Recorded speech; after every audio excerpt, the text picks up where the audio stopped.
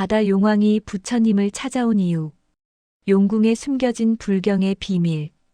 2500년 전 인도 해안가 마을에서 믿을 수 없는 일이 벌어졌습니다.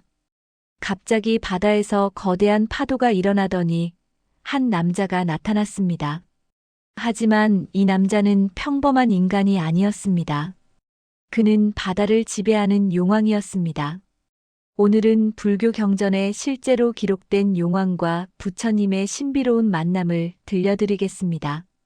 이 이야기를 들으시면 불교가 단순한 종교가 아니라 천상과 용궁까지 이어지는 우주적 진리라는 것을 깨닫게 되실 겁니다.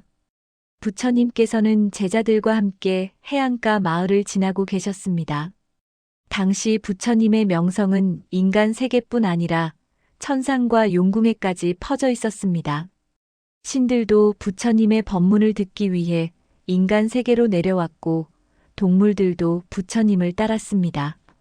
그런데 바다 깊은 곳 용궁에서도 부처님의 소문이 들렸습니다. 용궁의 왕 아가타사트루 용왕은 수천 년을 살아온 강력한 존재였습니다. 그는 바다의 모든 생명을 관장했고 폭풍과 해일을 일으킬 수 있는 힘을 가지고 있었습니다. 용왕의 궁전은 상상을 초월하는 아름다움이었습니다. 산호로 만든 기둥들이 빛났고 진주로 장식된 벽들이 은은하게 빛을 발했습니다. 수정으로 만든 지붕 너머로 바닷속 빛이 신비롭게 비쳤습니다. 수천 명의 용족들이 용왕을 섬기며 살았습니다. 용왕은 모든 것을 가지고 있었습니다. 권력도 부도 아름다움도 모두 가졌습니다. 하지만 한 가지 가지지 못한 것이 있었습니다. 바로 마음의 평화였습니다. 용왕은 수천 년을 살았지만 늘 불안했습니다. 권력을 잃을까 두려웠고 다른 용들이 반란을 일으킬까 걱정했습니다. 바다의 지배자였지만 마음의 평화는 없었습니다. 어느 날 용궁의 현자가 용왕에게 말했습니다. 대왕이시여, 인간 세계의 부처님이라는 분이 계십니다. 그분은 완전한 깨달음을 얻으신 분으로 모든 번뇌에서 자유롭다고 합니다. 용왕이 물었습니다.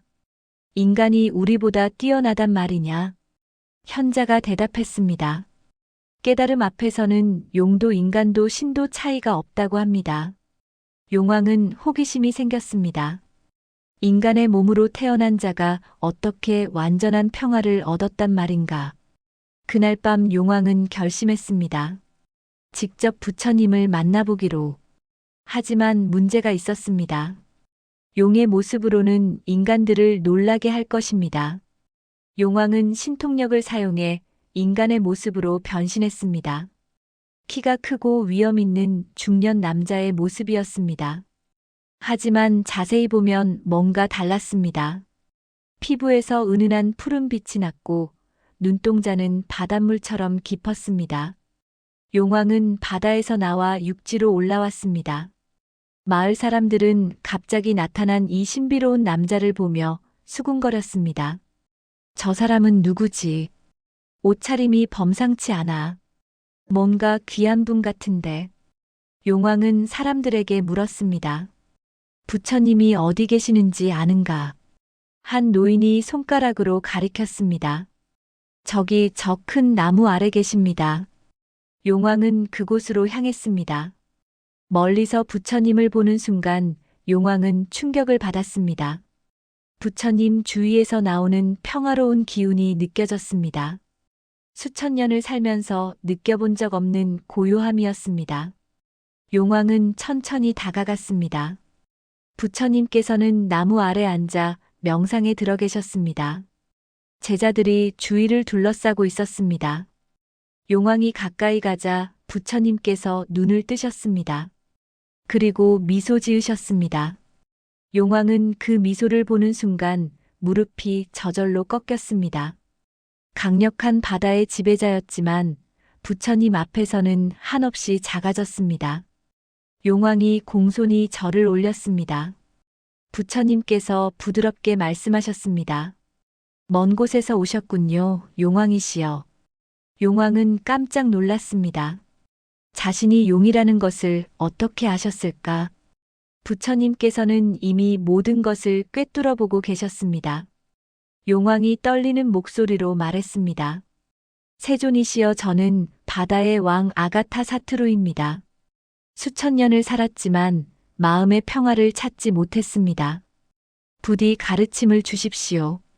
부처님께서 고개를 끄덕이시며 자리를 권하셨습니다. 앉으시오, 용왕이여. 용왕이 부처님 앞에 앉았습니다. 제자들은 이 신비로운 방문자를 신기하게 바라봤습니다. 부처님께서 물으셨습니다. 용왕이여, 그대는 무엇을 가지고 있는가? 용왕이 대답했습니다. 저는 바다 전체를 지배합니다. 수천 개의 섬과 무수한 보물을 가지고 있습니다. 수천 년의 수명도 가졌습니다. 부처님께서 다시 물으셨습니다. 그런데 왜 평화롭지 못한가? 용왕은 잠시 침묵했습니다. 그리고 솔직하게 대답했습니다. 저는 늘 두렵습니다.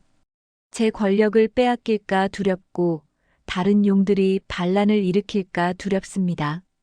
언젠가 더 강한 존재가 나타나 저를 무너뜨릴까 두렵습니다. 부처님께서 미소 지으시며 말씀하셨습니다. 그것이 바로 괴로움의 근원이다. 용왕이 눈을 크게 뜨고 물었습니다. 무슨 말씀이십니까? 부처님께서 설명하셨습니다. 그대는 가진 것이 많기에 잃을 것도 많다고 생각한다. 그래서 두려운 거지. 권력도 재물도 심지어 긴 수명도 모두 무상하다.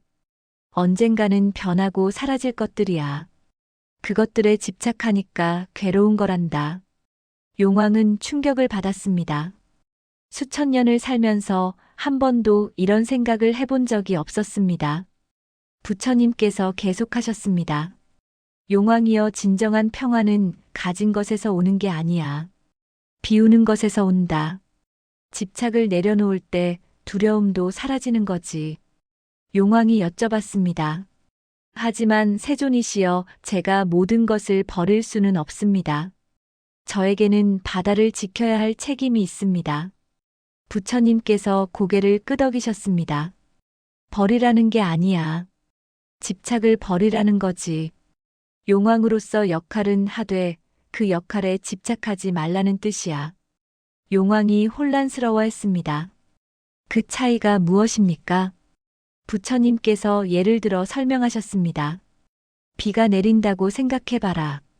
비는 땅을 적시지만 땅에 집착하지 않아. 그냥 자연스럽게 흐를 뿐이지. 그대도 그렇게 하면 된다. 용왕으로서 할 일을 하되 결과에 집착하지 않는 거야. 칭찬받아도 교만하지 않고 비난받아도 흔들리지 않는 거지. 용왕의 눈에서 눈물이 흘렀습니다. 수천 년을 살면서 처음으로 진리를 깨닫는 순간이었습니다. 부처님께서 이어서 말씀하셨습니다. 그리고 용왕이여, 자비를 실천하라. 자비가 무엇입니까? 모든 중생을 사랑하는 마음이다. 바다의 물고기들, 조개들, 모든 생명을 내 자식처럼 여기는 거야. 용왕이 반성했습니다. 저는 그들을 지배의 대상으로만 봤습니다. 사랑의 대상으로 본 적이 없었습니다. 부처님께서 말씀하셨습니다. 오늘부터 바꿔봐라. 그들을 사랑하고 보호하라. 그러면 그대의 마음에 평화가 찾아올 거야. 용왕은 깊이 절을 올렸습니다. 세존이시여, 감사합니다. 저는 오늘 새로 태어났습니다. 부처님께서 미소 지으셨습니다.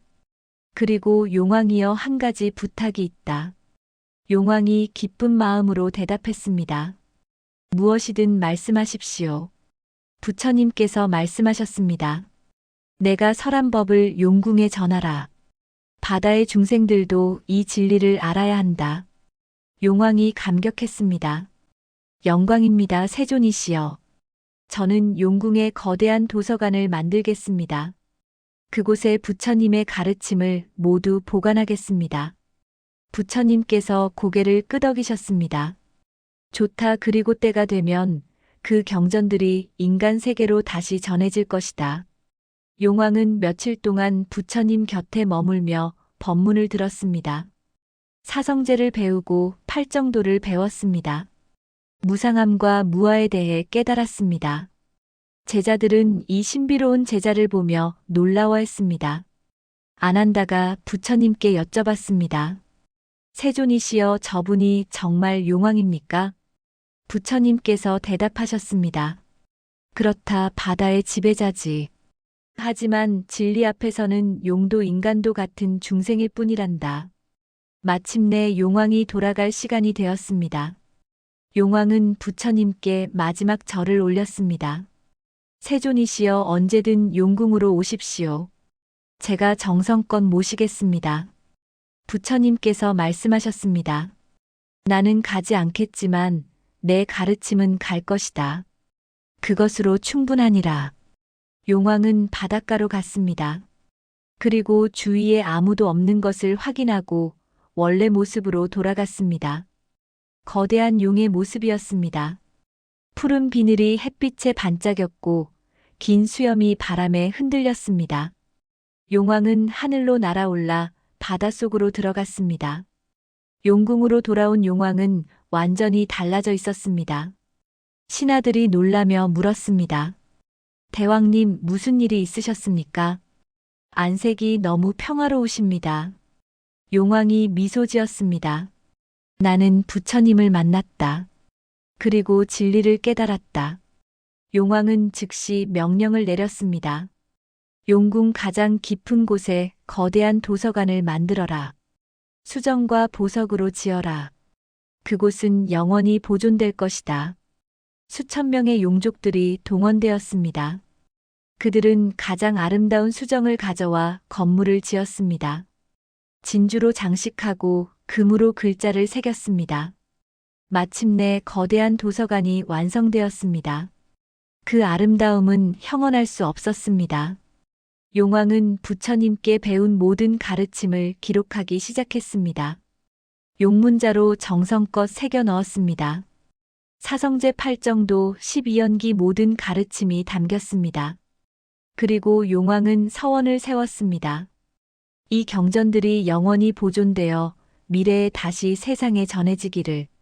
용왕은 자신이 배운 대로 실천하기 시작했습니다. 더 이상 권력에 집착하지 않았습니다.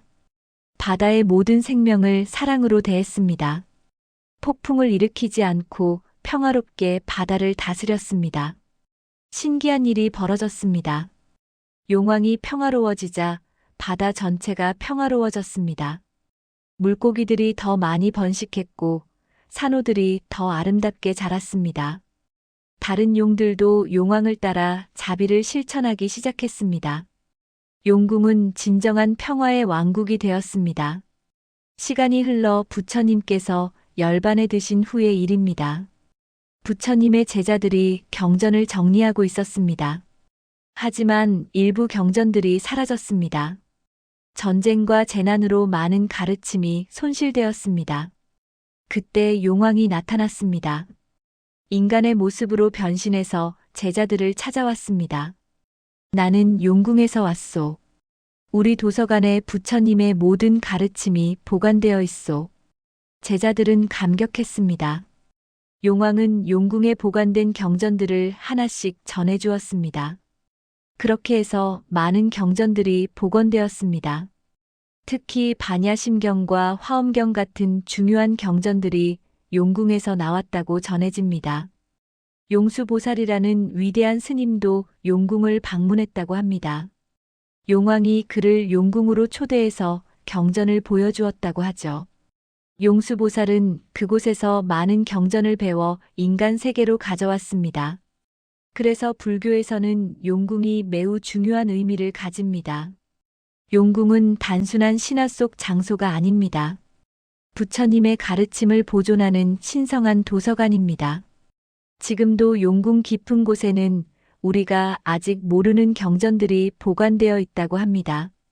언젠가 세상이 준비되면 그 경전들이 다시 드러날 것입니다. 이 이야기가 우리에게 주는 교훈은 무엇일까요? 첫째, 진리는 모든 존재를 위한 것입니다. 인간만을 위한 게 아니라 용도, 신도, 동물도 모두를 위한 것입니다. 깨달음에는 차별이 없습니다. 둘째, 권력과 부가 행복을 보장하지 않습니다.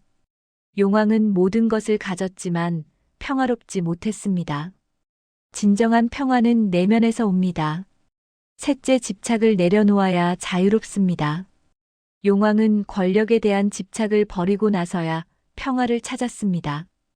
우리도 우리를 묶는 집착들을 내려놓아야 합니다.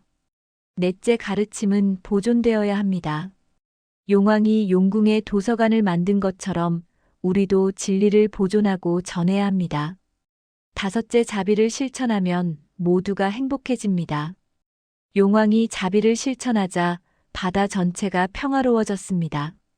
우리의 자비도 주변을 변화시킵니다. 여러분도 용왕처럼 진리를 찾는 여정을 시작해 보세요. 아무리 높은 지위에 있어도, 아무리 많은 것을 가져도 진리 없이는 평화가 없습니다. 진리를 배우고 집착을 내려놓고 자비를 실천하세요. 그것이 진정한 행복으로 가는 길입니다. 용왕의 이야기는 신화가 아닙니다. 불교 경전에 실제로 기록된 역사입니다. 지금도 티베트와 중국, 일본의 사찰에는 용왕을 모시는 정각들이 있습니다. 용왕은 불교를 보호하는 수호신으로 여겨집니다. 그리고 많은 스님들이 용궁을 방문했다는 기록들이 남아 있습니다. 어쩌면 지금도 바다 깊은 곳 어딘가에 용궁이 존재하고 있을지 모릅니다. 수정으로 지어진 거대한 도서관에 부처님의 가르침이 빛나고 있을지 모릅니다.